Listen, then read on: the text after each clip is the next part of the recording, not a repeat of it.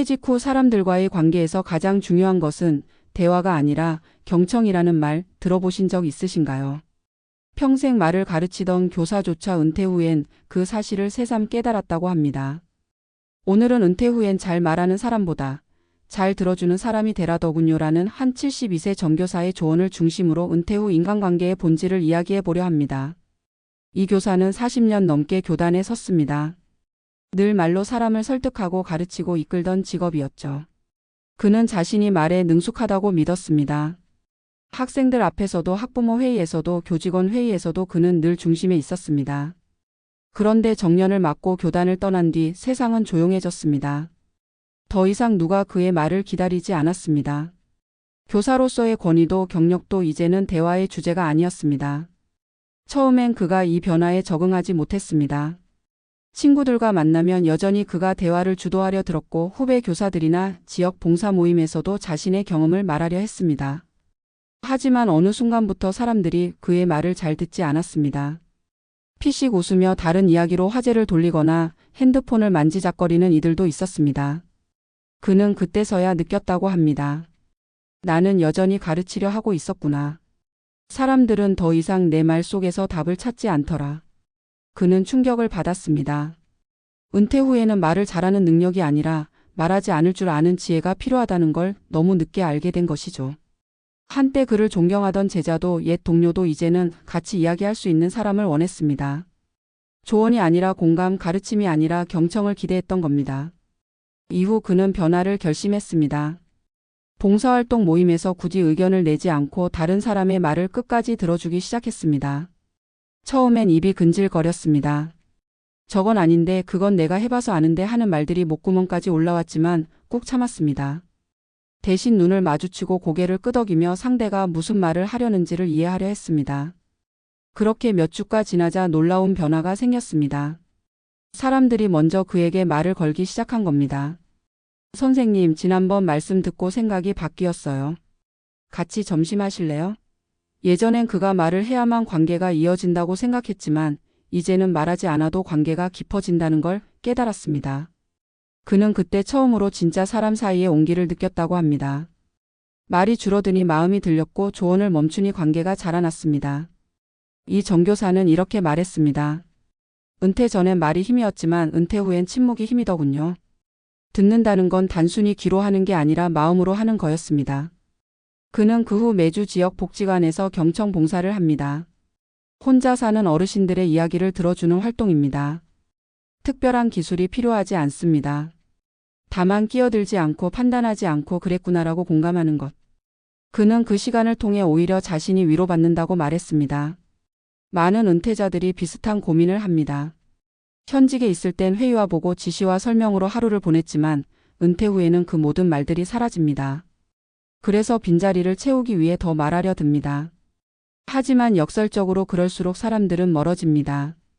퇴직 전에는 내가 중심에 있었던 대화였지만 퇴직 후에는 상대를 중심에 두는 대화로 바뀌어야 한다는 걸 깨닫는데 시간이 걸립니다. 심리학에서도 이를 관계의 전환점이라고 부릅니다. 인간은 은퇴 후 자기 존재의 가치를 재정의해야 합니다. 직업이 사라지면 사람들은 나는 누구인가 보다 나는 누구에게 필요한가를 찾게 됩니다. 그리고 그 답은 말하는 사람이 아니라 들어주는 사람에게 있습니다. 경청은 상대를 치유하고 동시에 자신을 회복시키는 과정입니다. 이 정교사는 마지막으로 이런 말을 남겼습니다. 가르치며 살던 인생에서 배우며 사는 인생으로 바뀌었어요. 나보다 젊은 사람의 말에서도 배움이 있고 이웃의 푸념 속에서도 인생의 진심이 있더군요. 그에게 은퇴는 끝이 아니라 다른 언어를 배우는 시간이었습니다. 말의 언어에서 마음의 언어로 옮겨간 것이죠. 전문가들은 말합니다. 은퇴 후 인간관계에서 가장 큰 적은 조언 중독이라고. 상대의 이야기를 들으면 금세 해결책부터 떠오르는 사람들이 있습니다. 하지만 그 순간 관계는 멀어집니다. 해결책보다 공감이 논리보다 온기가 먼저입니다. 특히 가족 관계에서 이 원리는 더 절실합니다. 자녀가 힘들다고 말할 때 그럴 줄 알았다 대신 그랬구나라고 말하는 순간 관계의 문이 열립니다. 배우자가 짜증을 낼 때 왜 그래? 대신 오늘 많이 힘들었지? 라고 말하는 것, 그것이 은퇴 후 대화의 기술입니다. 그렇다면 어떻게 잘 듣는 사람이 될 수 있을까요? 첫째, 말을 중간에 끊지 않는 습관을 들이는 겁니다. 사람은 자신의 이야기를 끝까지 들어주는 사람에게 마음을 엽니다. 둘째, 질문으로 반응하는 겁니다. 그랬을 때 기분이 어땠어요? 같은 질문은 상대를 더 깊이 이해하게 만듭니다. 셋째, 평가하지 않는 태도입니다. 나와 다르다는 이유로 틀렸다고 단정하지 않는 것, 그것이 관계의 품격을 높입니다. 마지막으로 대화의 목적을 이해해 두는 겁니다. 대부분은 내 말이 맞다는 걸 증명하려고 대화하지만 은퇴 후의 대화는 당신을 이해하고 싶다로 바뀌어야 합니다. 그것이 관계를 회복시키는 유일한 방법입니다. 이 정교사의 말처럼 은퇴 후엔 잘 말하는 사람보다 잘 들어주는 사람이 되라. 이 문장은 단순한 인간관계의 조언이 아닙니다. 은퇴 이후 우리가 어떻게 세상과 연결될 수 있는가에 대한 깊은 통찰입니다. 듣는다는 건 곧 내가 아직 누군가에게 필요한 존재라는 증거이기도 합니다. 인생의 후반전에서 필요한 건 화려한 말솜씨가 아닙니다. 그저 누군가의 이야기를 끝까지 들어줄 수 있는 여유, 그리고 그 안에서 자신의 마음도 조금씩 치유되는 경험입니다. 말의 시대가 끝나면 비로소 마음의 시대가 시작됩니다. 은퇴 후의 관계는 그 침묵 속에서 피어납니다. 듣는다는 건 결국 사랑하는 일입니다.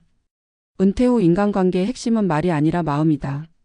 많은 이들이 직장에서 쌓은 말의 습관을 은퇴 후에도 그대로 가지고 온다. 보고를 하듯 말하고 지시하듯 이야기하고 설득하듯 대화한다. 하지만 퇴직과 함께 사회적 역할이 사라지면 그 언어의 힘은 점점 줄어든다. 상대는 이야기를 들어주는 사람을 찾고 있는데 여전히 이야기를 이끌려는 사람으로 남아있기 때문이다. 그 간극이 외로움이 되고 관계의 벽이 된다. 한때 존경받던 직함이 이제는 부담이 될 때가 있다. 은퇴 전에는 선생님 말씀이 맞아요 라던 사람들이 이제는 또 이야기 시작하셨다는 눈빛으로 바라본다. 이 변화는 잔인하지만 자연스럽다.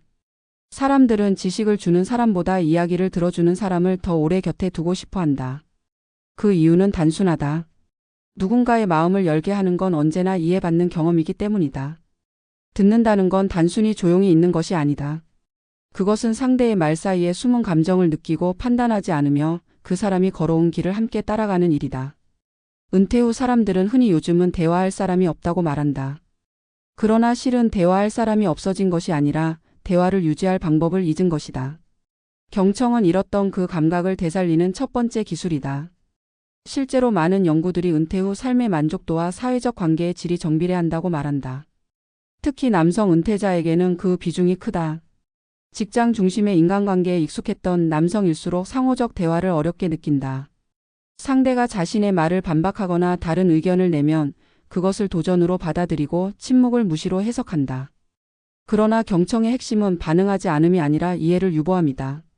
상대의 말을 끝까지 들어본 뒤에야 비로소 공감의 문이 열린다.